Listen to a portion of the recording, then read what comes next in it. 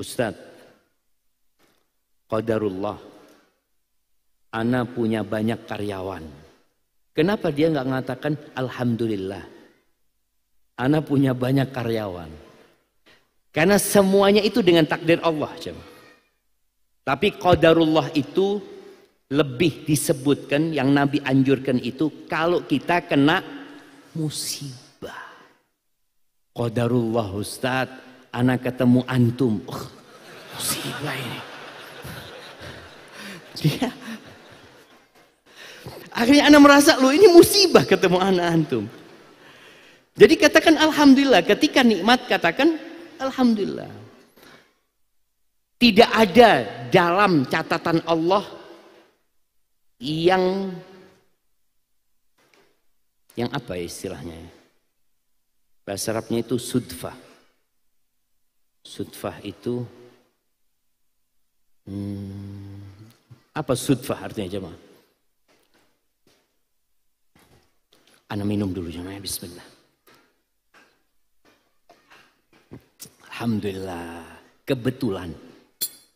Sudfah itu kebetulan. Semua dengan takdir Allah, nggak ada yang kebetulan. Tapi buat manusia banyak yang kebetulan. Buat kita.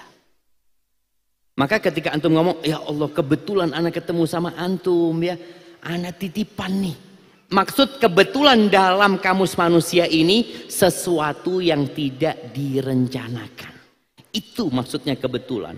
Bukan itu terjadi di luar takdir Allah. Semua terjadi dengan takdir Allah subhanahu wa ta'ala.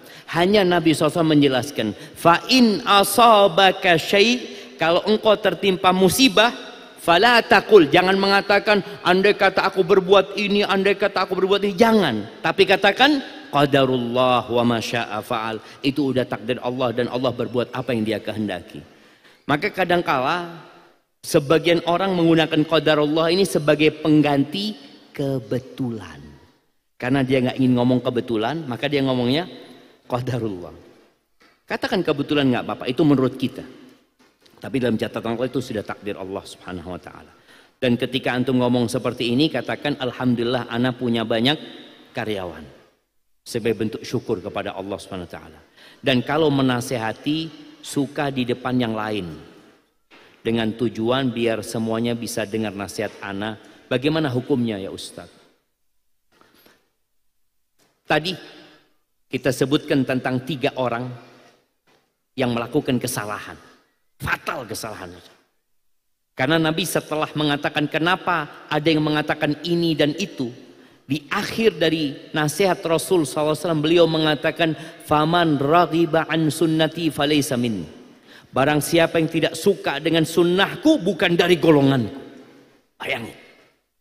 Beliau menyebutkan, aku ini sholat malam dan aku tidur, aku puasa dan aku berbuka, dan aku menikah dengan wanita. Maka barang siapa yang tidak suka dengan sunnahku, maka bukan dari golongan. Nabi tidak perlu menyebutkan 3 orang itu. Nabi tidak perlu memanggil 3 orang itu. Yang penting pesannya sampai kepada semua. Tadi ketika antum mau kasih nasihat di depan orang lain, takutnya dia malah tidak terima. Yang antum inginkan kan supaya kesalahan itu tidak terjadi. Maka cukup antum mengatakan ini ada kejadian seperti ini, seperti itu. Setelah antum kasih nasihat orang itu sendirian di dalam ruangan umpamanya, dikasih teguran. Ketika di depan nggak perlu antum menyebutkan dia.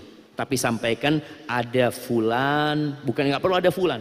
Ada sebuah kesalahan yang terjadi, ana mohon ini tidak diulangi kembali. Ana rasa itu akan lebih diterima nasihatnya.